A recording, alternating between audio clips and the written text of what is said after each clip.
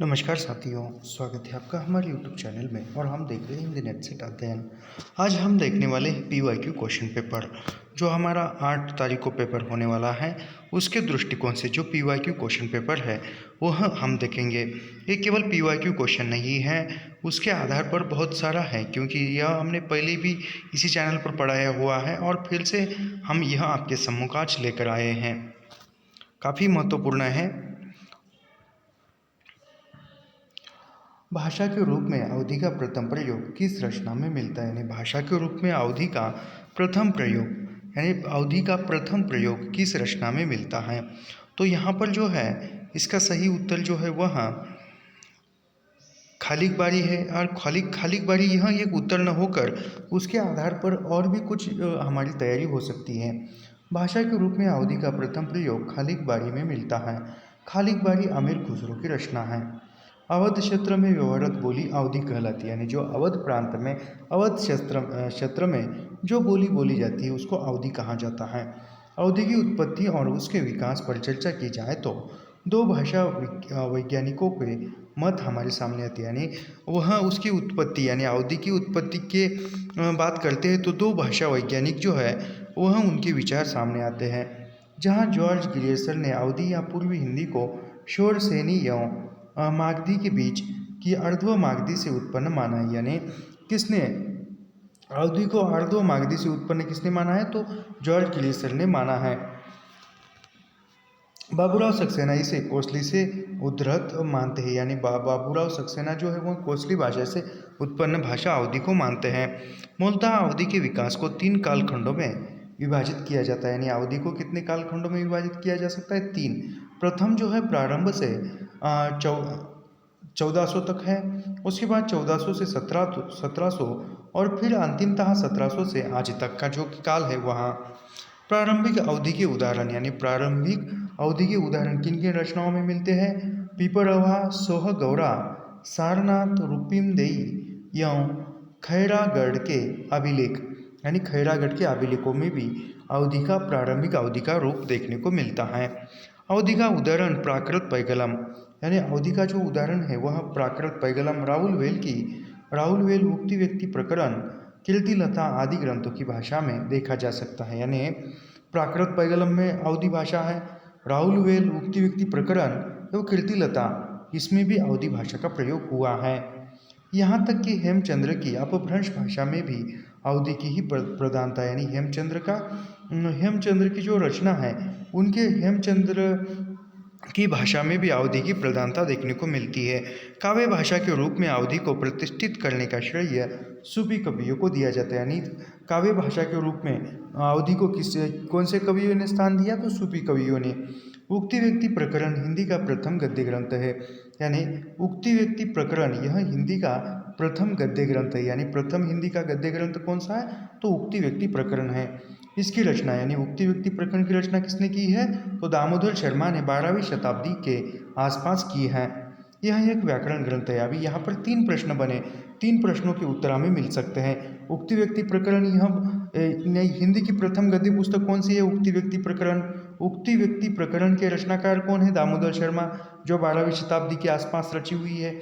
और उक्ति व्यक्ति प्रकरण यह ग्रंथ किस प्रकार का है? साहित्यिक, व्याकरणिक, सैद्धांतिक, वैचारिक? तो व्याकरणिक है, याद रखिए।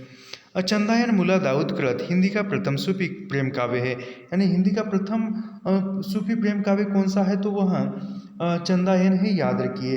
इसमें नायक लॉर्ड लोरिक तथा नायिका चंदा की प्रेम कथा का वर्णन है। मृगावती कुतुब्बन की रचना है। यानी मृगावती जो है वह कुतुब्बन की रचना है जो सन 1501 में लिखी गई थी, जिसे चंद्रनगर के राजा गणपति देव के राजकुमार और कंचनपुर के राजा रूप मुरारी की कन्या मृगावती की प्रेम कथा है। उसके बाद आगे देखते हैं प्रथम राजभाषा आयोग की स्थापना कब हुई? यानी प्रथम राजभाषा आयोग की स्थापना कब हुई? इसका सही जो उत्तर है वह 7 जून 1955 है। लेकिन हम इसका विस्तार देखेंगे क्योंकि यहाँ पर एक प्रश्न का उत्तर जानते हुए उसके जुड़े हुए और जो कड़ियाँ हैं वह भी जान सकते हैं हम यहाँ पर। राष्ट्रपति राजेंद्र प्रसाद ने यानी स्वतंत्र भारत के प्रथम राष्ट्रपति राजेंद्र प्रसाद थे। इन्होंने 1955 में बाल गंगाधर बीजी खेर की अध्यक्षता में राजभाषा आयोग का गठन किया। यानी राष्ट्रपति ने किसके अध्यक्षता में राजभाषा का गठन किया? 1955 में बाल गंगाधर बीजी खेर की अध्यक्षता में राजभाषा आयोग का गठन किया। इस आयोग में 21 सदस्य थे। यानी राजभाषा आयोग में कितने सदस्य थे? तो 21 थे। राजभाषा आयोग ने अपना प्रतिवेदन 1956 में दिया, जो संसद के समकक्ष 1957 में रखा गया। यानी राजभाषा का जो प्रतिवेदन था वह उन सदस्यों ने 1956 में दिया। उसके बाद संसद के समकक्ष वह 1957 में रखा गया।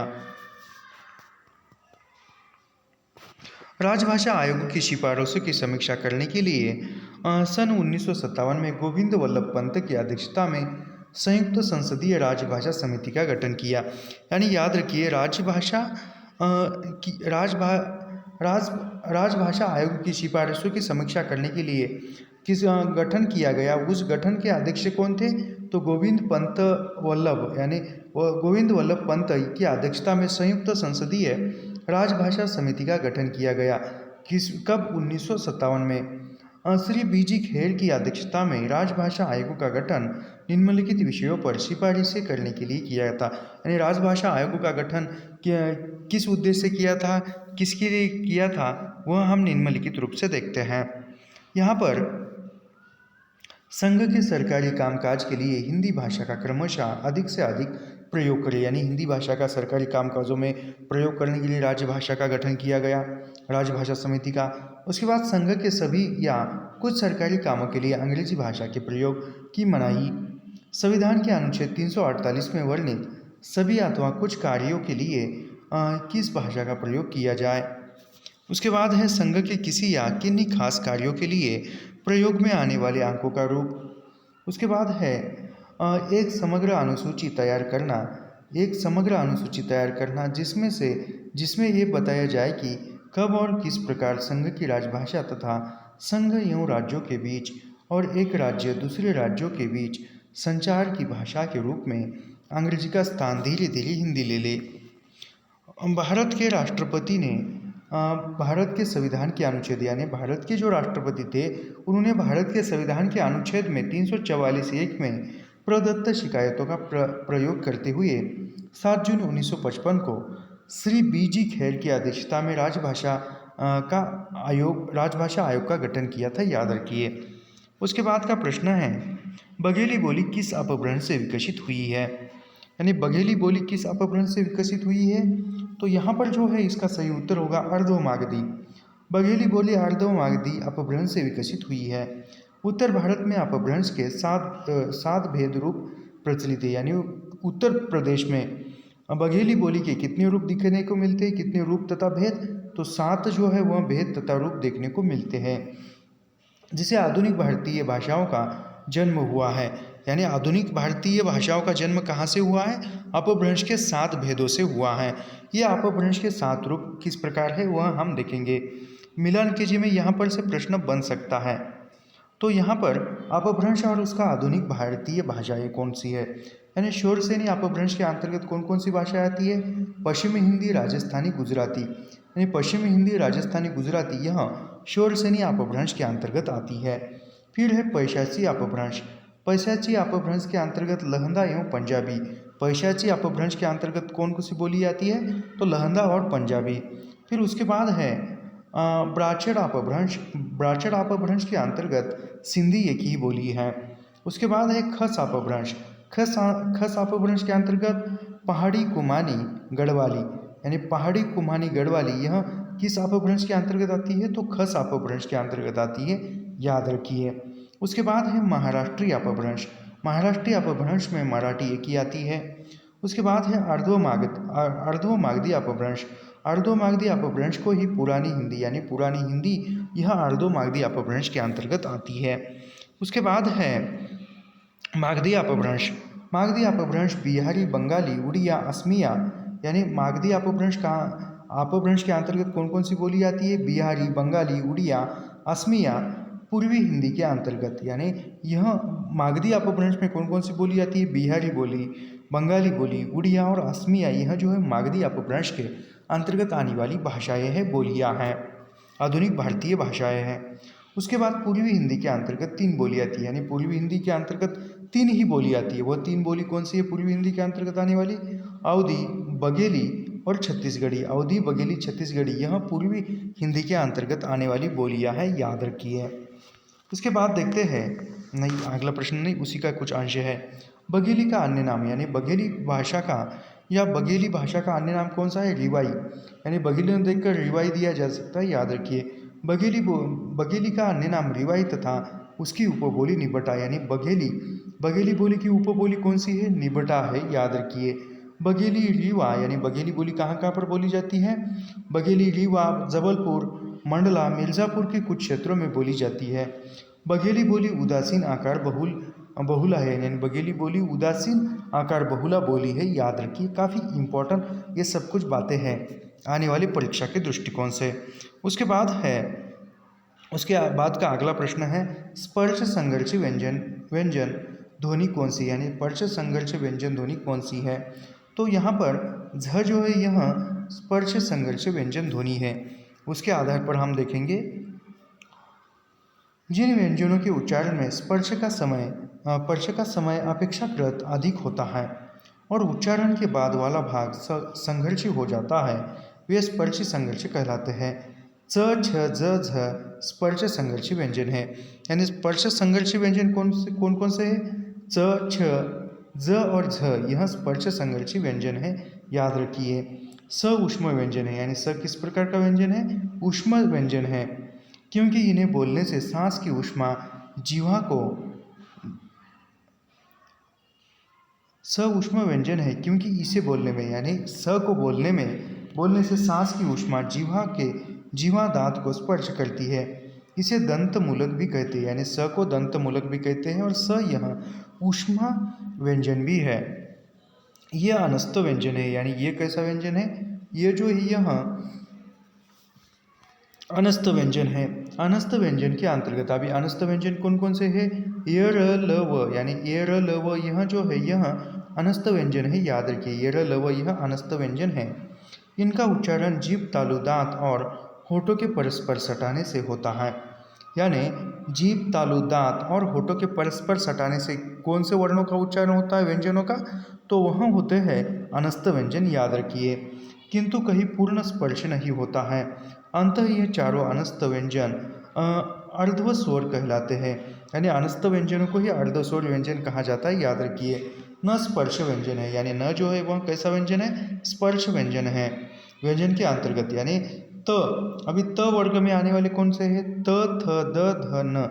त, थ, द, ध, न में ये किस वर्ग में आते हैं? त वर्ग में आने वाले हैं, याद रखिए। अगला प्रश्न देखते हैं, हिंदी साहित्य का आलोचनात्मक इतिहास नामक ग्रंथ में किस कालावधि का साहित्य इतिहास वर्णित है? यानी जो आलोचनात्मक इतिहास है वह डॉक्टर रामकुमार वर्मा द्वारा लिखित है। इसमें यानी इस ग्रंथ में किस कालावधि का साहित्य इतिहास वर्णित है? तो यह 693 से लेकर 1693 तक का जो भी कालावधि है, कालक्रम है, वह वर्मा जी ने रेखांकित किया है। अभी इसके आधार पर हम देखते हैं, हिंदी साहित्य का आलोचनात्मक इतिहास नामक ग्रंथ 693 से 1693 के कालावधि का साहित्य इतिहास वर्णित है, यानी आलोचनात्मक इतिहास में कहाँ का वर्णन है? तो 693 से लेकर 1693 के जो भी समय था उसका वर्णन है। हिंदी साहित्य का आलोचनात्मक इतिहास ग्रंथ के लेखक डॉक्टर रामकुमार वर्मा है, यानी आलोचनात्मक इतिहास किसने लिखा हुआ है? डॉक्टर रामकुमार वर्मा ने। ग्रंथ में संधि काल से लेकर भक्ति काल तक की अवधि अर्थात 693 से 1693 तक की अवधि को लिया है, यानी रामकुमार वर्मा ने संधि काल से लेकर भक्ति काल तक का ही जो कालक्रम है अपने ग्रंथ में लिखा है। डॉक्टर वर्मा जी ने संपूर्ण ग्रंथ को 7 प्रकरण में, यानी हिंदी साहित्य का आलोचनात्मक इतिहास कितने प्रकरणों में है? तो 7 प्रकरणों में है, याद रखिए। इन्होंने स्वयंभू को यानी रामकुमार वर्मा ने स्वयंभू को हिंदी का प्रथम कवि माना है। स्वयंभू मूलतः अपभ्रंश के सबसे पहले कवि माने जाते हैं, यानी अपभ्रंश के सबसे पहले कवि कौन से? स्वयंभू, और इन्हों को रामकुमार वर्मा ने हिंदी का पहला कवि कहा है। हिंदी साहित्य का आरंभ 693 से स्वीकार किया है, यानी रामकुमार वर्मा ने हिंदी साहित्य का आरंभ कहाँ से स्वीकार किया है? तो 693 से स्वीकार किया है। हिंदी साहित्य के इतिहास लेखन का सबसे पहला प्रयास फ्रेंच विद्वान गार्सद तासी ने किया। यानी हिंदी साहित्य इतिहास लेखन का सबसे पहला प्रयास किसने किया? गार्सद तासी ने किया, याद रखिए। तासी के पुस्तक का नाम इस्तवार द ला लिटरेतुर एंदुई हिंदुस्तानी है। ऐसा भी पूछा जा सकता है कि हिंदी साहित्य का इतिहास सबसे प्रथम किसने लिखा या हिंदी साहित्य का सबसे प्रथम इतिहास ग्रंथ कौन सा है? तो इस्तवार द ला लिटरेतुर एंदुई हिंदुस्तानी यह गार्सद तासी का सबसे प्रथम हिंदी साहित्य का इतिहास ग्रंथ है, याद रखिए। डॉक्टर लक्ष्मी सागर वार्ष्णेय ने तासी के ग्रंथ का हिंदी अनुवाद हिंदी साहित्य का इतिहास हिंदी साहित्य का इतिहास नाम से प्रकाशन उसका प्रकाशन कब किया? अनुवाद का लक्ष्मी सागर वार्ष्णेय ने 1952 में कराया। हिंदी साहित्य के इतिहास की परंपरा में आचार्य रामचंद्र शुक्ल द्वारा रचित जो हिंदी साहित्य का इतिहास है उसका स्थान सर्वोच्च है। आचार्य शुक्ल का इतिहास मूलतः आचार्य शुक्ल की जो हिंदी साहित्य के इतिहास की बुक है वह नागरी परिचालनी सभा द्वारा प्रकाशित हुई थी। नागरी परिचालनी सभा द्वारा प्रकाशित हिंदी शब्द सागर की भूमिका के रूप में हुई थी। हिंदी साहित्य का विकास हिंदी शब्द सागर की भूमिका के रूप में हुई थी और उसका नाम क्या था? हिंदी साहित्य का विकास शीर्षक से सन 1929 में प्रकाशित हुई थी। कब प्रकाशित हुई थी? 1929 में। इम्पोर्टेंट है, याद रखिए। अगला प्रश्न देखते हैं। देसिल बैना सबजन मिटाते तैसन जंपव अवाहटा किसने कहा है? तो यह जो है यह विद्यापति की पंक्ति है। देसिल बैना सबजन मिटाते तैसन जंपव अवाहटा पंक्ति विद्यापति की है। पंक्ति का आशय है वह देसिल बैना सबजन मीठा ते तैसन जंपव अवाहटा, इसका आशय क्या है, अर्थ क्या है? तो देशी भाषा बोलचाल की भाषा सबको मीठी लगती है। जो देशी भाषा है, बोलचाल की भाषा है, वह सबको मीठी लगती है, अच्छी लगती है। इससे वैसा ही अपभ्रंश देशी भाषा मिला जुला। जैसे कहता हूँ, विद्यापति ने अपभ्रंश से भिन्न प्रचलित बोलचाल की भाषा को देशी भाषा विद्यापति ने अपभ्रंश से भिन्न विद्यापति ने अपभ्रंश से भिन्न मतलब अपभ्रंश से अलग जो भी प्रचलित बोलचाल की भाषा थी उस भाषा को देशी भाषा कहा है, याद रखिए, काफ़ी इम्पोर्टेंट है। बालचंद बीजावई भाषा दुही नहीं लयिक दुजन हासा पंक्ति विद्यापति की वो विद्यापति की पंक्ति कौन सी है? और वे बालचंद बीजावई भाषा दुहु नहीं लगी दुजन हासा, यह पंक्ति भी विद्यापति की है। देवसेन नामक एक जैन ग्रंथकार हुए देवसेन की एक ग्रंथकार थे। उन्होंने सन 933 में श्रावकाचार्य देवसेन ने श्रावकाचार्य की रचना कब की? तो 933 में की। नाम की एक पुस्तक दोहों में बनाई थी जिसकी भाषा अपभ्रंश है श्रावकाचार्य यह दोहों में बनाई हुई पुस्तक है और श्रावकाचार्य की भाषा कौन सी है? तो अपभ्रंश है। जैसे आप श्रावकाचार्य की पंक्तियाँ जो जिन शासन भाषेयेवु सो मई कहियेवु सारो जो पाइल सई भाव करी सो सरी पावई पारो, यह जो इसकी पंक्ति है। गोरखनाथ का नाथपंथ बौद्ध की व्रजयान शाखा से निकला हुआ था। गोरखनाथ का नाथपंथ की उत्पत्ति कहाँ से हुई है? तो बौद्ध की व्रजयान शाखा से गोरखनाथ का नाथपंथ उपजा हुआ था। माना जाता है नवलख पातरी आंखें नाचो पीछे सहज आखाड़ा ऐसे मन लो खेले तब अंतरी बसे भंडारा। हेमचंद्र का व्याकरण ग्रंथ शब्दानुशासन हेमचंद्र के व्याकरण ग्रंथ का नाम क्या है? शब्दानुशासन। इसे ही सिद्ध हेम नाम से भी प्रसिद्ध है। अन्य पुस्तक अन्य पुस्तकों में कौन कौन से हेमचंद्र के? कुमारपाल चरित, योग शास्त्र, प्राकृत व्याकरण, छंदानुशासन और देशी नाममाला कोश, यह जो है हेमचंद्र के ग्रंथ हैं। उसके बाद का प्रश्न देखते हैं। राधा के प्रेम संवेदन के माध्यम से जीवन को समझने का सफल प्रयत्न किस रचना में? राधा के प्रेम संवेदना के माध्यम से राधा के प्रेम संवेदन के माध्यम से जीवन को समझाने का सफल प्रयत्न किस रचना में हुआ है? तो इसका कर्णप्रिया यह उत्तर है और उसके बारे में हम पढ़ते हैं। यह क्यों? क्योंकि यह सब कुछ एक प्रश्न का हम उत्तर जानते हैं, पढ़ रहे हैं, तो उसके साथ और दो तीन बातें जो है हमें पता चल रही है। हो सकता है कि वह आने वाली परीक्षा के दृष्टिकोण से महत्वपूर्ण हो सकती है। कर्णप्रिया में राधा के प्रेम संवेदन के माध्यम से जीवन को समझाने का सफल प्रयत्न, इसका प्रकाशन कर्णप्रिया रचना में किया गया है। राधा के प्रेम संवेदन के माध्यम से जीवन को समझाने का प्रयत्न किस रचना में? कनुप्रिया में। और कनुप्रिया कब की रचना है? तो यह 1959 में प्रकाशित हुई है। कनुप्रिया पूर्व मान्य रूप में नहीं है, यानी पूर्व मान्य रूप में नहीं है, एक नए अर्थ में प्रबंधात्मक काव्य है। यानी कनुप्रिया किस प्रकार का काव्य है? तो प्रबंधनात्मक काव्य है। इसमें कृष्ण के साथ बीते राधा के तन्मय क्षणों की विभिन्न स्थितियों को रूप देना ही कवि को अभिप्रेरित है, कोई कथा कहना नहीं।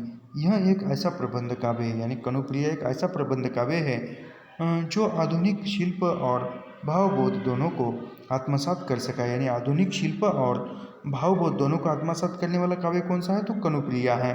कनुप्रिया अपनी संवेदनात्मक गहराई और शिल्प की ताजगी के कारण एक विशिष्ट उपलब्धि है। अगली रचना है लोकायतन। लोकायतन यह 1964 में प्रकाशित सुमित्रानंद पंत की रचना है और लोकायतन यह प्रबंधनात्मक कृति है जिसमें कवि ने भारतीय जीवन की स्वाधीनता के पहले और बाद की कथा गाई है। यह 2 खंडों में विभाजित है। यानी लोकायतन कितने भागों में विभाजित है? तो 2 खंडों में विभाजित है लोकायतन, याद रखिए। लोकायतन का प्रकाशन 1964 2 भागों में है। उसके बाद यह लोकायतन किस विषय पर है? तो भारतीय जीवन की स्वाधीनता के पहले, यानी जो स्वतंत्रता मिलने के पहले और बाद की कथा गाई गई है। यह 2 खंडों में, यानी कितने खंडों में? 2 खंडों में है, याद रखिए। उसके बाद है आत्मजयी। आत्मजयी 1965 में प्रकाशित है और आत्मजयी कुंवर नारायण की प्रबंध कृति है। यानी कुंवर नारायण की प्रबंधनात्मक कृति कौन सी है? तो आत्मजयी है, याद रखिए। यह कंटो उपनिषद, यानी आत्मजयी किसके आधार पर है? तो कंटो उपनिषद के नचिकेता प्रसंग पर आधारित है। कौन सी रचना? आत्मजयी, जो कुंवर नारायण की है और 1965 में प्रकाशित होती है। 1 मिनट।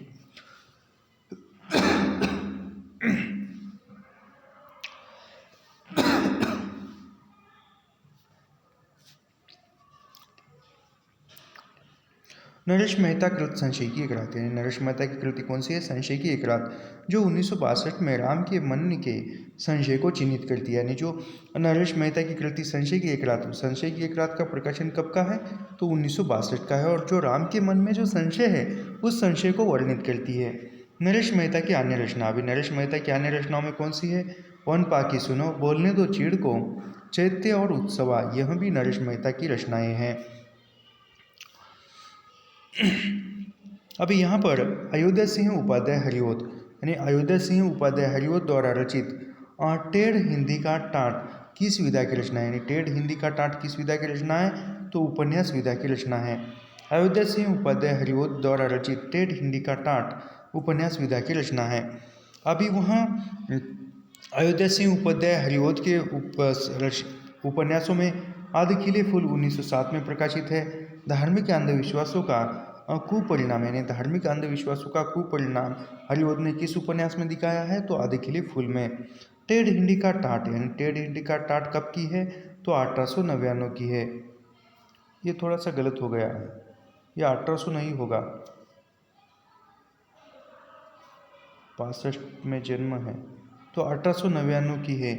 इसकी अपेक्षाकृत प्रसिद्ध रचना है हरिओद जी की, यानी टेढ़ हिंदी का टाट यह हरिओद की प्रसिद्ध कृति है और हरिओद का जन्म 1865 में होता है और मृत्यु 1947 में। यानी हरिओद द्विवेदी युग के प्रख्यात कवि है, साथ ही उपन्यासकार, आलोचक। यानी हरिओद कौन कौन हिंदी साहित्य में क्या क्या योगदान दिया है? उपन्यास लिखे हैं, आलोचनात्मक कृतियाँ लिखी है, इतिहासकार भी थे। इनके काव्य संग्रह में, यानी हरिओद के काव्य संग्रह में प्रिय प्रवास जो 1914 में प्रकाशित है, पद्म प्रसून जो 1925 में प्रकाशित है, चुभते चौपते चोखे चौपते यह 1932 में है, बोलचाल रस कलश तथा वैदेही वनवास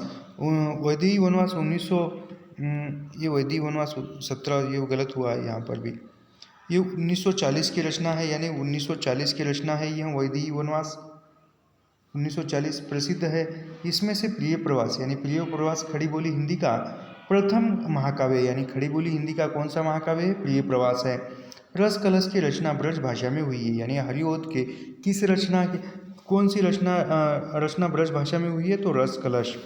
प्रिय प्रवास और वैदेही वनवास की रचना खड़ी बोली में है, यानी प्रिय प्रवास के साथ वैदेही वनवास जो है इसकी भी रचना खड़ी बोली हिंदी में की गई है। कवि सम्राट, यानी हरिओद उपाध्याय को कवि सम्राट की उपाधि भी मिली है। प्रिय प्रवास पर यानी प्रिय प्रवास रचना पर इन्हें हिंदी का सर्वोत्तम पुरस्कार मंगला प्रसाद पारितोषिक प्रदान किया गया था। इसी प्रकार चूपते चौपदे, चौखे चौपदे और बोलचाल मुहावरेदार भाषा में रचित सफल काव्य कृतियां हैं। आगे देखते हैं 9 नंबर का प्रश्न। चिट्टियाँ हो तो हर कोई बाचे, यानी चिट्टियाँ हो तो हर कोई बाचे निम्न में से किस साहित्यकार के पत्रों का संग्रह है?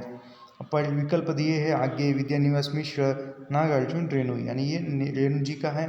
तो इसके बाद भी हम देखते हैं चिट्टियाँ हो तो हर कोई बाचे रेणु के यानी फणीश्वरनाथ रेणु के पत्रों का संग्रह है।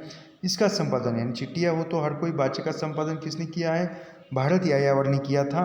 इसमें रेणु द्वारा यानी चिट्टियाँ हो तो हर कोई बाचे इस पत्र संग्रह में रेणु द्वारा कुल 65 व्यक्तियों को लिखे गए तरह तरह के पत्र रेणु जैसे संवेदनशील और प्रयोगधर्मी रचनाकार के जीवन संघर्ष के अंतर्गत और विश्वसनीय दस्तावेज है। कृष्णदत्त पालीवाल यानी कृष्णदत्त पालीवाल ने पत्र संवाद आज्ञेय और नंद किशोर आचार्य के पुराने नए लेखकों को अनगिनत पत्र लिखे हैं। यानी किसने? जो कृष्णदत्त पालीवाल ने पत्र संवाद में आज्ञेय और नंद किशोर आचार्य के पुराने नए लेखकों को अनगिनत पत्र लिखे, यानी बहुत सारे। आगे के पत्र का संपादन यानी आगे के पत्रों का संपादन किसने किया है?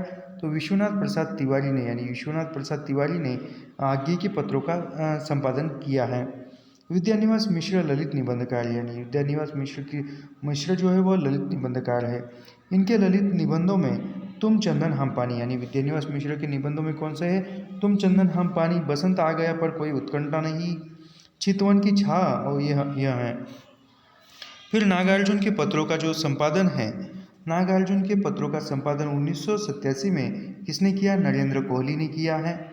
पत्र साहित्य हिंदी गद्य की नवीनतम विधा, यानी पत्र साहित्य किस विधा की रचना है? तो गद्य विधा की रचना है।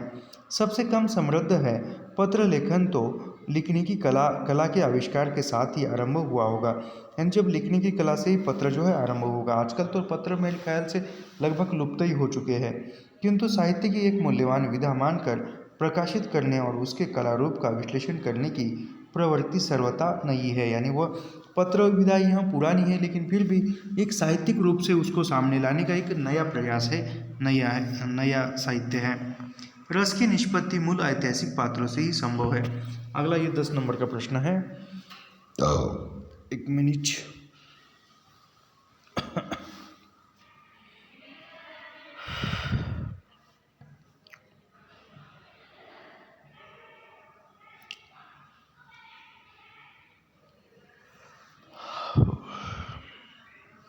रस की निष्पत्ति मूल ऐतिहासिक पात्रों से ही संभव, यानी रस की जो निष्पत्ति है वह मूल ऐतिहासिक पात्रों से ही संभव है। यह निम्नलिखित में से किसका मानना है? यानी किसका मानना है? तो यह भट्ट लल्लोट का मानना है। अभी बहुत महत्वपूर्ण है, बातें याद रखिए। रस की निष्पत्ति मूल ऐतिहासिक पात्रों में ही संभव है। यह मत भट्ट लल्लोट का है। इसके वर्णन में निष्पत्ति शब्द का प्रथम प्रयोग भरत मुनि के रस सूत्र में मिलता है। यानी निष्पत्ति का सबसे प्रथम प्रयोग किसने किया है? भरत मुनि ने किया है। किस किताब में किया है? तो रस सूत्र में किया है। यानी ऐसा प्रश्न बन सकता है। तो निष्पत्ति शब्द का सबसे प्रथम प्रयोग किसने किया है? भरत मुनि ने किया है। तो किस किताब में मिलता है? तो रस सूत्र नामक किताब में मिलता है।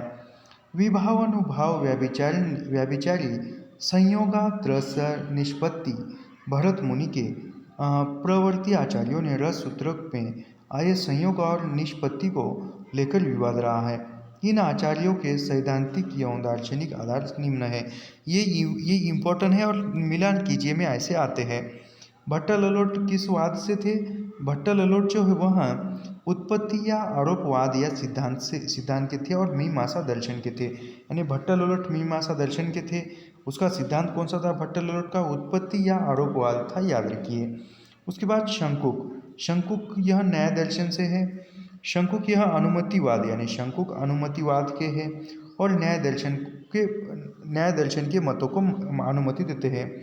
फिर भट्टनायक किसके हैं? तो भट्टनायक भुक्ति या भोगवाद के हैं। यानी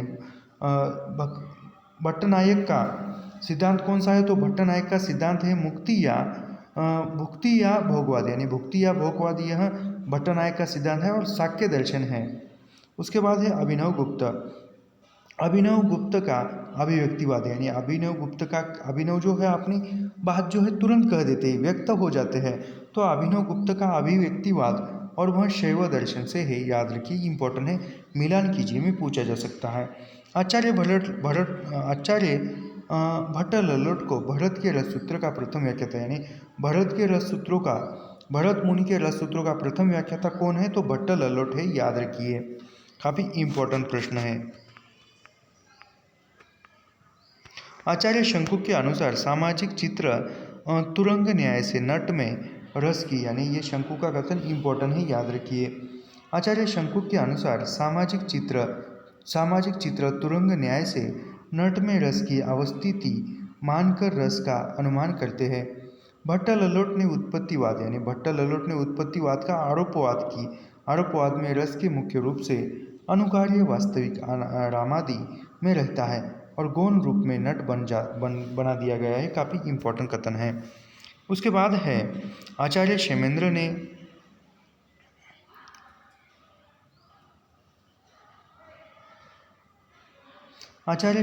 ने काव्य के सूक्ष्म अति सूक्ष्म अवयव से लेकर उसके विशालतम रूप को ध्यान में रखते हुए औचित्य के कितने भेद निर्धारित किए, यानी औचित्य के आचार्य क्षेमेंद्र ने औचित्य के कितने भेद माने हैं? तो 27 भेद माने हैं औचित्य के। किसने? क्षेमेंद्र ने काव्य के सूक्ष्म अति सूक्ष्म अवयव से लेकर उसके विशालतम रूप को ध्यान में रखकर औचित्य के क्षेमेंद्र ने कितने भेद माने हैं? तो 27 माने हैं। वह कौन से है और किस प्रकार है वह तो नाम नहीं है, लेकिन उसके बारे में जानते हैं। आचार्य क्षेमेंद्र ने काव्य के सूक्ष्म अति सूक्ष्म अवयव से लेकर उसके विशालतम रूप को ध्यान में रखते हुए औचित्य के 27 भेद माने, यानी 27 भेद 27 भेद माने हैं। आचार्य क्षेमेंद्र ने औचित्य मत का प्रतिपादन कर उसे काव्य के प्राण के रूप में प्रतिष्ठित किया, उसका कथन है, यानी क्षेमेंद्र का कथन है, इंपॉर्टेंट है, याद रखिए। क्षेमेंद्र का कथन क्या है? अलंकारा स्तोलंकारा गुणा एवं गुणा सदा औचित्य रस सिद्धेश स्थिर काव्य से जीवितम। यह किसका कथन है? तो क्षेमेंद्र का है। इससे स्पष्ट होता है कि अलंकार और गुण तो अलग तत्व है, यानी इससे स्पष्ट होता है कि अलंकार और गुण जो है वह अलग अलग है, भिन्न है। पर रस सिद्धि काव्य की स्थिरता औचित्य तत्व पर ही निर्भर करती है, यानी रस की सिद्धि जो है वह रस की सिद्धि काव्य की स्थिरता औचित्य तत्व पर ही निर्भर करती है। अंतः औचित्य प्राण है, यानी अंतः औचित्य क्या है? प्राण है। जब शरीर में प्राण है तभी अलंकारों और गुणों की शोभा टिकती है, यानी जब तक शरीर में प्राण है तभी उस शरीर पर अलंकार की शोभा, अलंकार का सौंदर्य बढ़ता है तथा उसमें से रस का संचार हो सकता है। पर प्राणों से रहित होकर उसमें उपयुक्त, यानी कोई किसी शरीर से प्राण निकल जाए तो उसमें कोई अंतर नहीं आएगा, कितना ही अलंकार करो। क्षेमेंद्र के विचार से औचित्य के भेद है, यानी क्षेमेंद्र के विचार से औचित्य के कौन कौन से भेद है? पद वाक्य, यानी क्षेमेंद्र ने कौन कौन से भेद माने हैं? पद वाक्य, प्रबंध, गुण, अलंकार, रस, क्रिया, कारक, लिंग, वचन, विशेषण, उपसर्ग, निष्पात, काल, देश, कुल, वृत्त, तत्व, सत्व, अभिप्राय, स्वभाव, सार संग्रह, प्रतिभा, अवस्था, विचार, नाम, आशीष के औचित्य संयोजन रूप, यानी इतने जो है वह क्षेमेंद्र ने अलंकार के भेद माने हैं, औचित्य के भेद माने हैं, अलंकार के नहीं, याद रखिए। उसके बाद अगला प्रश्न है, मूल धातु से संबंधित वक्रता को कहा जाता है? मूल धातु से संबंधित वक्रता को पद पूर्वार्ध कहा जाता है, यानी पद पूर्वार्ध किसको कहा जाता है? तो वह मूल धातु से संबंधित वक्रता को कहा जाता है। मूल धातु से संबंधित वक्रता को पद पूर्वार्ध वक्रता कहा जाता है।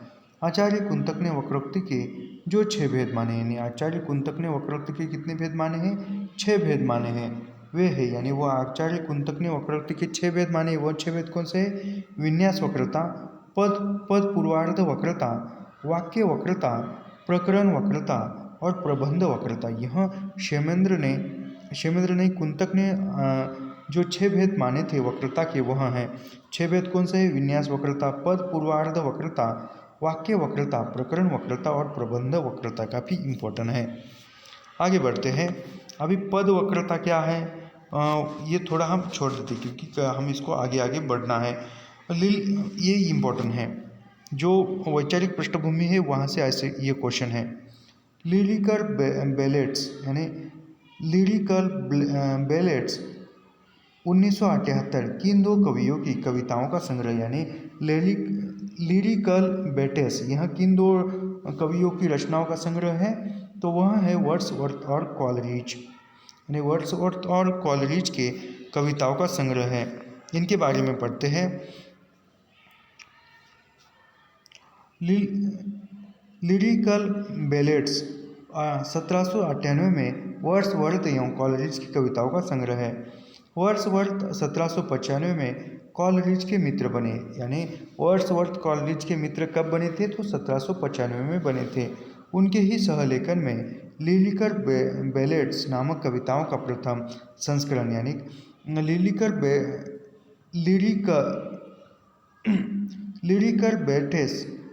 बैलेट्स इसका जो प्रकाशन प्रथम संस्करण कब निकला था? 1798 में प्रकाशित कराया। लिरिकल बैलेट्स को स्वच्छंदतावादी यानी स्वच्छंदतावादी काव्य आंदोलन का घोषणा पत्र लिरिकल बैलेट्स को माना जाता है, याद रखिए। लिरिकल बैलेट्स के 4 संस्करण यानी लिरिकल बैलेट्स जो ग्रंथ था इसके कितने संस्करण निकले? 4 निकले। 4 संस्करणों में प्रथम संस्करण 1798 में, इसकी भूमिका का नाम क्या है? एडवर्टीजमेंट यानी एडवर्टीजमेंट। द्वितीय उसकी कब निकला संस्करण? तो द्वितीय निकला 1800 में, उसका है रिफेंस। और तृतीय है 1802 में, फिर उसके भी भूमिका का नाम है प्रीफेस। और चतुर्थ निकला 1815 में, इसका भी नाम है प्रीफेस। ये काफ़ी इम्पोर्टेंट है। किस भाषा का साहित्य में व्यवहार न होना इस बात का प्रमाण नहीं है कि उस भाषा का अस्तित्व ही नहीं है। यह कथन किसका है? तो यह कथन रामचंद्र शुक्ल का है।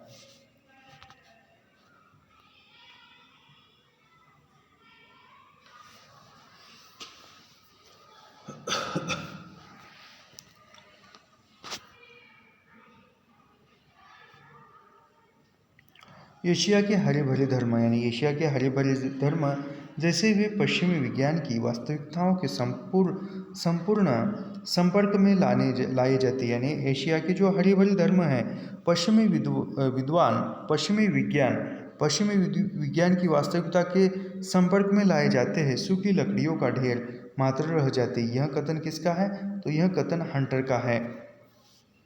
एशिया के हरे भरे धर्म जैसे ही वे पश्चिमी विज्ञान की वास्तविकताओं के संपर्क में लाए जाते हैं, सूखी लकड़ियों का ढेर मात्र रह जाते हैं। यह कथन अंग्रेज अधिकारी हंटर का है। लॉर्ड मैकाले को भारत में अंग्रेजी भाषा, ये काफ़ी इम्पोर्टेंट कथन है, याद रखिए। लॉर्ड मैकाले को भारत में अंग्रेजी भाषा और भारतीय शिक्षा का जनक माना जाता है।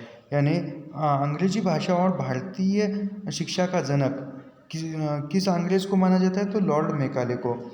लॉर्ड मैकाले एक सुयोग्य शिक्षा शास्त्री, राजनीतिज्ञ एवं कुशल प्रशासक थे। उसके बाद है मैकाले के विवरण पत्र का प्रमुख अंश, यानी मैकाले ने जो विवरण पत्र निकाले थे उस पत्रों का अंश क्या है वह देखते हैं। सरकार स्कूल तथा कॉलेज स्तर पर शिक्षा का माध्यम अंग्रेजी करे तथा इसके विकास के लिए कई प्राथमिक विद्यालयों के स्थान पर कुछ स्कूल तथा कॉलेज खोले जाए। विलियम्स जोन्स भारत के प्रति खास तरह का रवैया रखते हैं। यानी विलियम्स जोन्स जो है वह भारत के प्रति खास प्रकार का रवैया रखते हैं। प्राचीन काल अपने वैभव के शिखर पर थी, यानी प्राचीन काल जो था अपने वैभव के शिखर पर था, परंतु बाद में उनका पतन होता हुआ चला गया। ये यहाँ का इम्पोर्टेंट है, पूछा जा सकता है। यानी ये मिलान कीजिए में कैंगिन ने अनुच्छेद 15 के अनुसार विधवा विवाह पुनर्विवाह लागू कर दिया। यानी विधवा पुनर्विवाह यह किसने लागू कर दिया? तो कैंगिन ने, याद रखिए। उसके बाद कैंगिन के समय में कलकत्ता विश्वविद्यालय, बम्बई तथा मद्रास विश्वविद्यालय यानी किस ब्रिटिश अधिकारी के कार्यकाल में या शासनकाल में कलकत्ता विश्वविद्यालय, बम्बई विश्वविद्यालय, मद्रास विश्वविद्यालय खोला गया था, तो कैनिंग के कालखंड में या कैंगिन के शासनकाल में कलकत्ता विश्वविद्यालय, मुंबई विश्वविद्यालय, मद्रास विश्वविद्यालय की स्थापना की गई थी। कब? 1857 में स्थापना हुई थी। ये इम्पोर्टेंट है, याद रखिए। अगला प्रश्न देखते हैं। वैज्ञानिक ज्ञान और आख्यान में विरोधी द्वंद्व संबंध पर किस चिंतक ने विचार किया है? यानी वैज्ञानिक ज्ञान और आख्यान के विरोधी द्वंद्व संबंध पर किसने ये किया है, चिंतन किया है? तो वह ल्योदार्ड ने किया है। ल्योदार्ड ने किया है। वैज्ञानिक ज्ञान और आख्यान में विरोध और द्वंद्व संबंध पर ल्योदार्ड ने विचार किया है। ल्योदार्ड एक फ्रांसीसी दार्शनिक, यानी ल्योदार्ड एक फ्रांसीसी है, दार्शनिक है, समाजशास्त्री और साहित्यिक सिद्धांतकार थे। जुर्गेन हैबरमास जर्मन दार्शनिक और समाजशास्त्री, यानी जुर्गेन यह हैबरमास जर्मन और दार्शनिक समाजशास्त्री थे। याद रखिए, इम्पोर्टेंट है। उसके बाद अगला देखते हैं। उदंत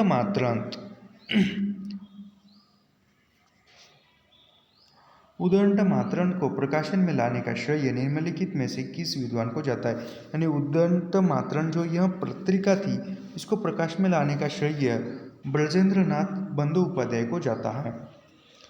उदंत मात्रण को प्रकाश में लाने का श्रेय ब्रजेंद्रनाथ बंदोपाध्याय को दिया जाता है। हिंदी पत्रकारिता का जन्म, यानी हिंदी पत्रकारिता का जन्म कब हुआ? हिंदी प्रदेश से दूर, यानी हिंदी प्रदेश से दूर कलकत्ता नगरी में हुआ। यानी हिंदी पत्रकारिता का जन्म कहाँ पर हुआ? तो कलकत्ता में हुआ। वो हिंदी भाषा क्षेत्र में आता है। प्राप्त सामग्री के अनुसार हिंदी का पहला पत्र, यानी हिंदी का पहला पत्र कौन सा है? उदंत मात्रण जो है वह हिंदी का पहला पत्र है। इसका प्रकाशन 30 मई 1826 को हुआ था। पंडित जुगल किशोर के संपादक, यानी उदंत मात्रण के संपादक कौन थे? तो वह पंडित जुगल किशोर थे। उदंत मात्रण के प्रकाशन, यानी उदंत मात्रण के प्रकाशन दिन को आधार मानकर ही 30 मई को राष्ट्रीय हिंदी पत्रकारिता दिवस मनाया जाता है। याद रखिए, काफ़ी इम्पोर्टेंट बनती जा रही है हर एक पंक्ति। आगे देखते हैं। चौसरिया के खेल मेरे जुग मिलन की आस, नर्द अकेली रह गई रे, नहीं जीवन की आस हो। कबीर की इस पंक्ति में नर्द शब्द का अर्थ क्या है? यानी नर्द शब्द का अर्थ पूछा गया है।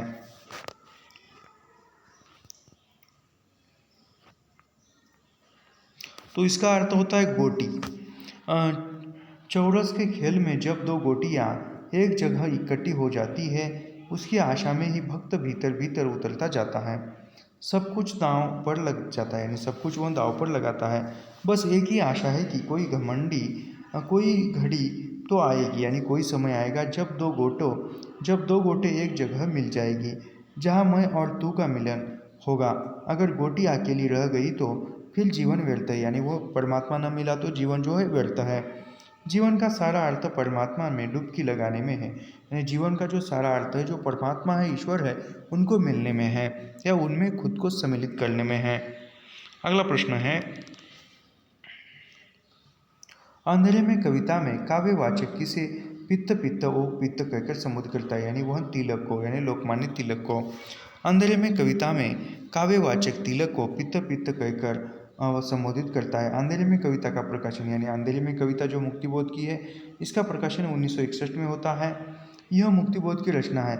इस कविता में, यानी अंधेरे में कविता में, अंधेरा और सामाजिक व्यवस्था का प्रतीक है। यानी अंधेरे में कविता में अंधेरा किसका प्रतीक है? तो सामाजिक व्यवस्था का प्रतीक है। याद रखिए, कविता में वह और मैं के बीच आत्म साक्षात्कार की प्रक्रिया, यानी अंधेरे में कविता में किस दोनों के बीच में आत्म साक्षात्कार की प्रक्रिया बताई गई है वह और मैं के बीच में आत्म साक्षात्कार हो रहा है। व्यक्ति अपने आप को भूलकर वह पाने के लिए भटकता फिर रहा है। मैं अपनी सुविधा जीवी वृत्ति को छोड़ नहीं पाता, यानी मैं जो है वह अपनी सुविधा हुई जीवी को छोड़ नहीं पाता, और वह जो है यानी व्यक्ति जो है वह पाने के लिए भटकता रहता है, क्योंकि उसे अपनी कमजोरियों से लगाव है। अंधेरे में कविता का पहला प्रकाशन यानी अंधेरे में कविता का पहला प्रकाशन 1964 में अशंका के द्वीप अंधेरे में यानी अशंका के द्वीप अंधेरे में कविता का पहला नाम क्या था? अशंका के द्वीप अंधेरे में इसका पहला नाम था और यह 1964 में कल्पना पत्रिका से में प्रकाशित हुई थी। मुक्तिबोध में अंधेरे में कविता की रचना फैंटेसी यानी मुक्तिबोध में अंधेरे में जो कविता थी उसकी रचना फैंटेसी शैली में की हुई है। याद रखिए, काफ़ी इम्पोर्टेंट है हर एक पंक्ति, हर एक लाइन। अगला प्रश्न देखते हैं। जिधर अन्याय है उधर शक्ति, राम की शक्ति पूजा का यह संवाद किसने किससे कहा? यह संवाद तो यह राम ने विभीषण से कहा हुआ है।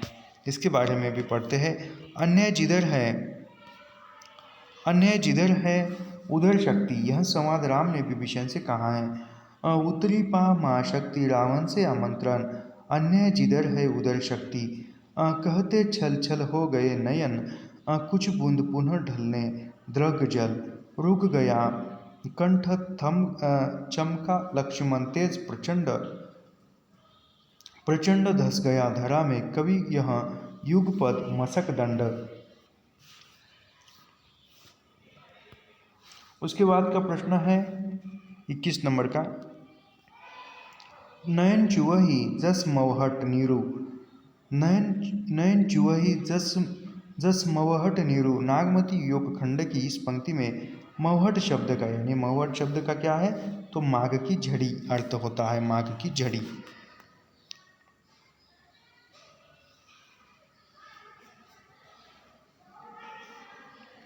यह पद्मावत जो है यह किसकी रचना है? तो यह जायसी की रचना है, मलिक मोहम्मद जायसी की।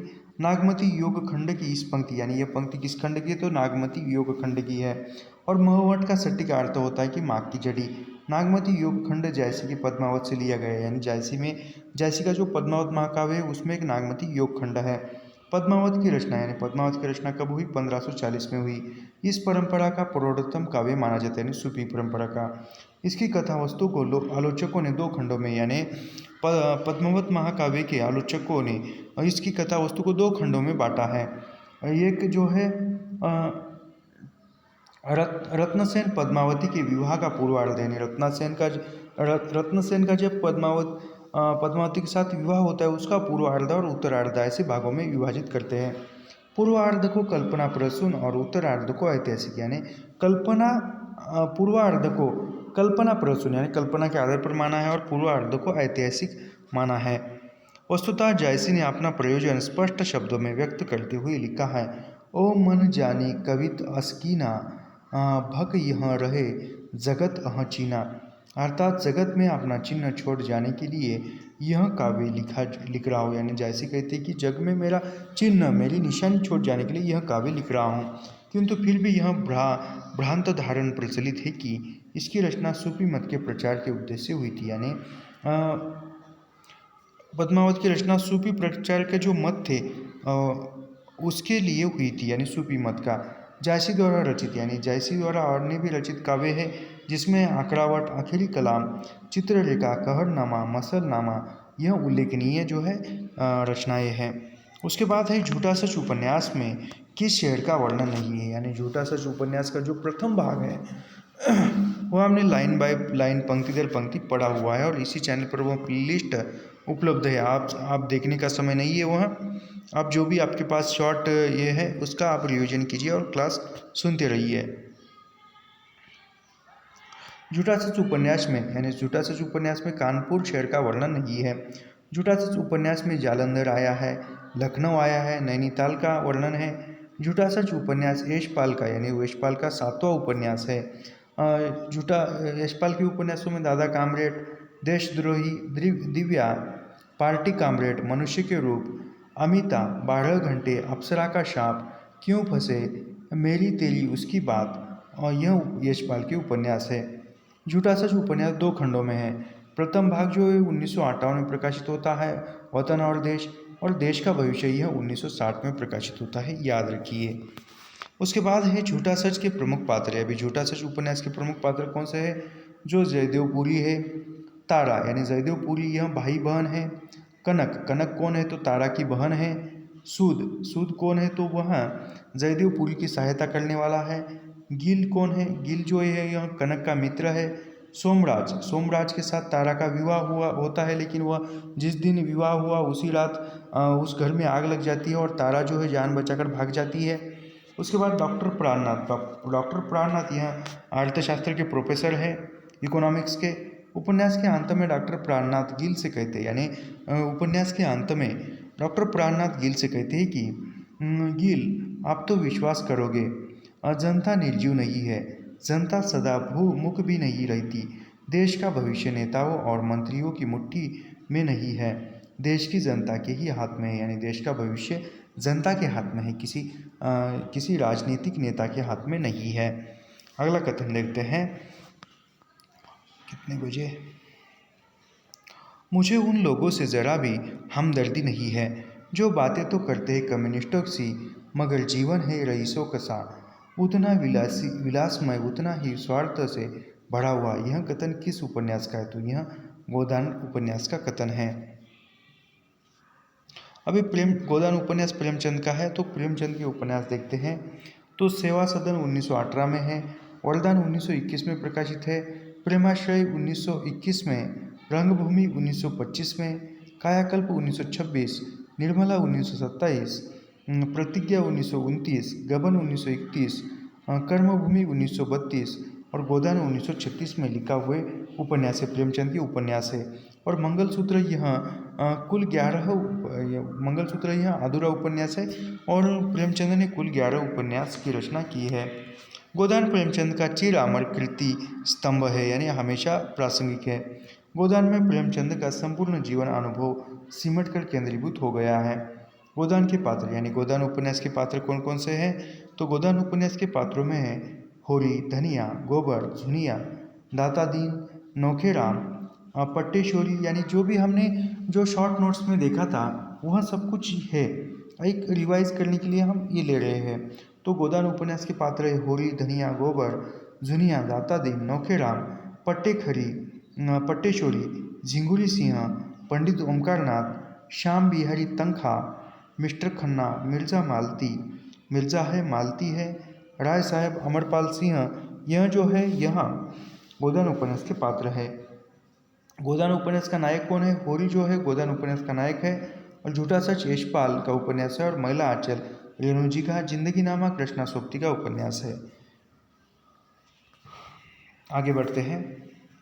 बाम भट्ट की आत्मकथा की कथामुख प्रस्तावना वक्तव्य के अनुसार मिस कैथरीन किस राष्ट्र की थी? यानी मिस कैथरीन कहाँ की थी? तो मिस कैथरीन यह ऑस्ट्रेलिया की थी।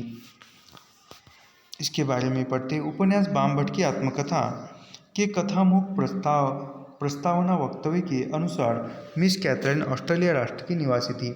हजारी प्रसाद, यानी ये बाम भट्ट की आत्मकथा 1946 में प्रकाशित उपन्यास है और यह हजारी प्रसाद द्विवेदी ने कुल 4 उपन्यास ही लिखे हैं, यानी हजारी प्रसाद द्विवेदी ने 4 उपन्यास लिखे हैं।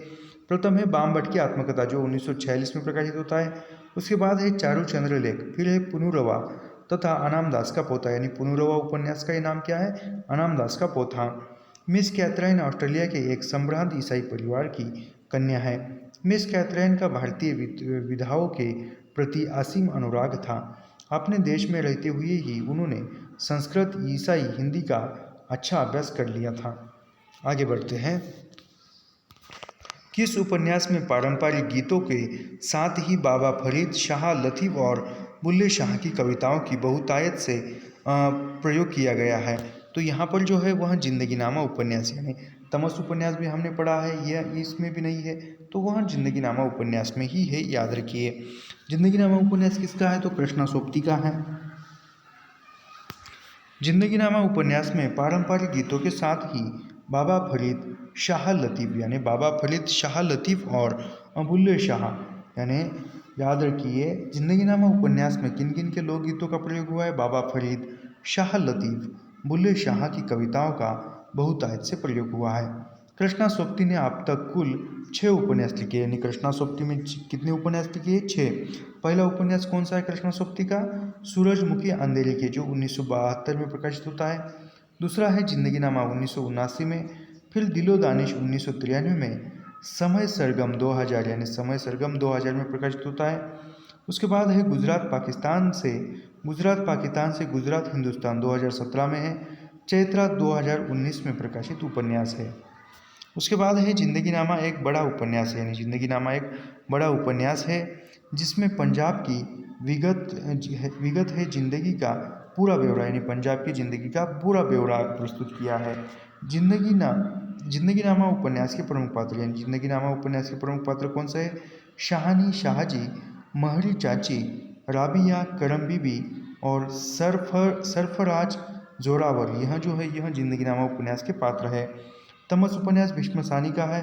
झूठा सच यशपाल का है और शेखर एक जीवनी यह आज्ञा क्या है। शेखर एक जीवनी 2 भागों में है, झूठा सच भी 2 भागों में है और तमस 1 भाग में है। तमस जो है देश विभाजन पर है, झूठा सच भी देश विभाजन पर है और यह शेखर एक जीवनी जो है देश विभाजन पर नहीं है। यह एक वैज्ञानिक उपन्यास है। उसके बाद देखते हैं लाल पान की बेगम कहानी में बिरजू की माँ की से ट्यूशन वाली कहती है, यानी बिरजू की माँ ट्यूशन वाली किसको कहती है? तो जंगी की पुतियों को कहती है, ट्यूशन वाली कहकर पुकारती है।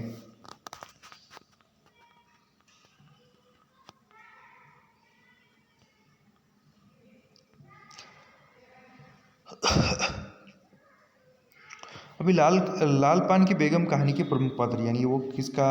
लाल पान की बेगम जो फणिनाथ रेणु की कहानी है, लाल पान की बेगम की कहानी के पात्र देखते हैं। बिरजू की माँ चंपिया, सुनरी, मखनी फुआ, जंगी की पुतेहू और राधे की बेटी, यह है। और बिरजू का पूरा नाम क्या है? बीरज मोहन है।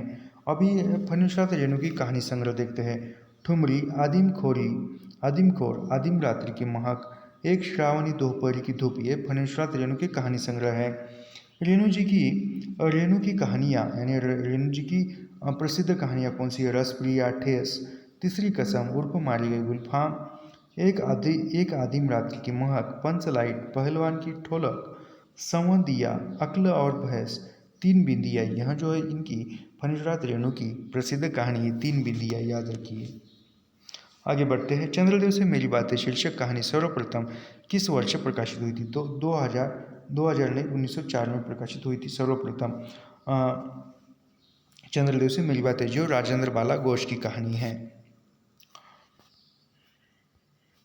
चंद्रदेव से मेरी बातें शीर्षक कहानी सर्वप्रथम सन 1904 में प्रकाशित हुई थी। ने सर्वप्रथम कब प्रकाशित हुई थी? तो 1904 में। चंद्रदेव से मेरी बातें कहानी राजेंद्र बाला घोष, यानी राजेंद्र बाला घोष को ही बंग महिला कहा जाता है। इसकी कहानियाँ, यानी राजेंद्र बाला घोष की कहानियाँ कौन सी है? चंद्रदेव से मेरी बातें जो 1904 में प्रकाशित है। कुंभ में छोटी बहू 1906 में है, दुल्हई वाली 1907 और दालिया 1909 में प्रकाशित होती है। दालिया जो है सरस्वती पत्रिका में प्रकाशित हुई थी। यह पत्रिका, यानी जो यह अपनी चंद्रदेव से मेरी बातें जो कहानी है, यह पत्रात्मक शैली में लिखी हुई पहली कहानी है जिस पर शिव शंभू के चिट्टे निबंध का प्रभाव है। यानी राजेंद्र बाला घोष के किस कहानी पर शिव शंभू के चिट्टे का प्रभाव है? तो वह है चंद्रदेव से मेरी बातें। इस कहानी में लॉर्ड कर्जन पर व्यंग्य किया गया है। कहानी में 2 मुख्य पात्र है, यानी कहानी में 2 ही पात्र है। एक है भगवान चंद्रदेव और दूसरी है खुद स्वयं लेखिका। अगला प्रश्न है, आज तक कभी ऐसा न हुआ, न कभी सुना, गजब हो गया, अंधेर पड़ गया, सिक्का बदल गया, कहानी में उपयुक्त कथन किसका है? तो यह कथन नवाब बीबी ने शाहनी से कहा है। इम्पोर्टेंट है, याद रखिए। यहाँ पर हम सिक्का बदल गई कहानी के पात्र देखते हैं। तो सिक्का बदल गई कहानी के पात्रों में बेगू पटवारी, इस्माइल समीत, मस्जिद के मुल्ला, यानी मस्जिद के मुल्ला, जैलदार, रसूली, नवाब बीबी इत्यादि इनकी रचनाएं, यानी कृष्णाशोक्ति की रचनाएं कौन सी है? डाल से बिछुड़ी कहानियाँ, मित्रों मरजानी, सूरजमुखी, अंधेरे के, यारों के यार, 3 पहाड़, दिलो दानिश, जिंदा रूप, जिंदगी नामा, ये लड़की उपन्यास, कहानी बादलों के घेरे, यानी कृष्णाशोक्ति की प्रसिद्ध कहानी कौन सी है? बादलों के घेरे, तथा संस्मरण हम हशमत, यानी कृष्णाशोक्ति का संस्मरण कौन सा है? संस्मरण तो हम हशमत, यह संस्मरण विधा की रचना है सोक्ति जी की। उसके बाद का है पवित्रता माप है, मलिनता सुख का आलोचक, यानी पवित्रता क्या है? माप है, मलिनता सुख का आलोचक है, दुख पुण्य की कसौटी में पाप। उपर्युक्त संवाद स्कंदगुप्त नाटक में किस पात्र का है? तो यह किस पात्र का होगा? तो यह जो कथन है, यह देवसेना का कथन है। अभी यहाँ इसके कुछ पात्र वो देखते हैं। पवित्रता माप है मलिनता, सुख का आलोचक है दुख, पुण्य की कसौटी में पाप। उपयुक्त संवाद स्कंदगुप्त नाटक में देवसेना का है। इसके प्रमुख पात्र है। अभी स्कंदगुप्त नाटक के प्रमुख पात्र कौन से हैं? तो स्कंदगुप्त है, कुमारगुप्त, गोविंदगुप्त, पर्णदत्त, चक्रपाली, बंधुवर्मा, भीमवर्मा, मात्रगुप्त, प्रपंच बुद्धि, शर्वनाग, कुमारदास, धातुसेन, पुरगुप्त, भट्टारक, पृथ्वीसेन, प्रख्यात कीर्ति, देवकी, अनंत देवी, देवसेना, विजया, कमला, रामा, यह जो है यह स्कंदगुप्त नाटक के पात्र है, याद रखिए। स्कंदगुप्त का कथन है, यानी स्कंदगुप्त का महत्वपूर्ण कथन है और बहुत बार परीक्षा में पूछा हुआ है। स्कंदगुप्त का कथन, अधिकार सुख कितना मादक और शालीन होता है। ये जयशंकर प्रसाद का नाटक है। स्कंदगुप्त जयशंकर प्रसाद के नाटक देखते हैं हम, याद रखिए। जयशंकर प्रसाद के नाटक में सज्जन 1910, कल्याणी परिणय 1912 में प्रकाशित होता है, करुणालय 1912, प्रायश्चित 1913, राजश्री 1915, विशाख 1921, अजातशत्रु 1922, उसके बाद जन्मेजय का नागयज्ञ 1926, कामना 1927, स्कंदगुप्त 1928, एक घुट 1930, चंद्रगुप्त 1931 और ध्रुव स्वामिनी 1933।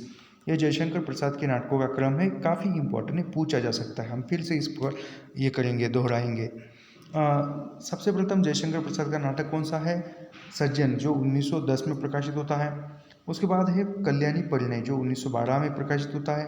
फिर है करुणालय 1912, प्रायश्चित 1913, राजश्री 1915, विशाख 1921, अजातशत्रु 1922, जन्मेजय का नागयज्ञ 1926। यह जो है जयशंकर प्रसाद के नाटक है, काल क्रमानुसार है, याद रखिए। कामना 1927 और स्कंदगुप्त 1928, एक घुट 1930, चंद्रगुप्त 1931 और ध्रुव स्वामिनी 1933। ये काफ़ी इंपॉर्टेंट है, याद रखिए।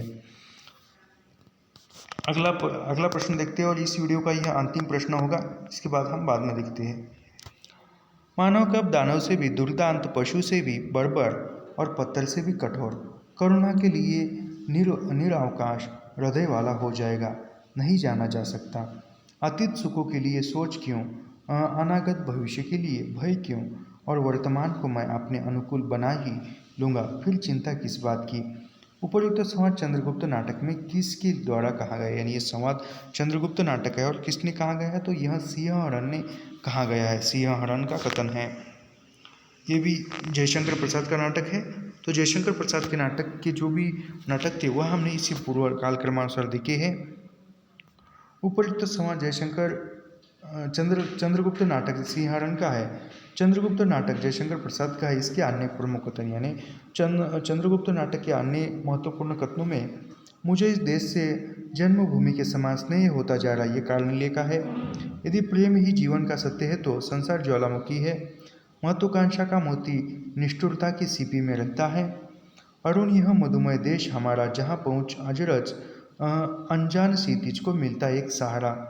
हिमाद्री तरंग श्रृंग से सुबुद्ध शुद्ध भारती, स्वयं प्रभा समुज्ज्वला, स्वतंत्रता पुकारती, जय माँ भारती। यह जो है समवेत गायन है। कितना बजा? तो यहाँ पर हम रुकते हैं और ऐसे ही अध्ययन करने के लिए हमारे चैनल को सब्सक्राइब कीजिए, लाइक कीजिए और शेयर करना मत भूलिए। मिलते हैं नेक्स्ट वीडियो में। धन्यवाद।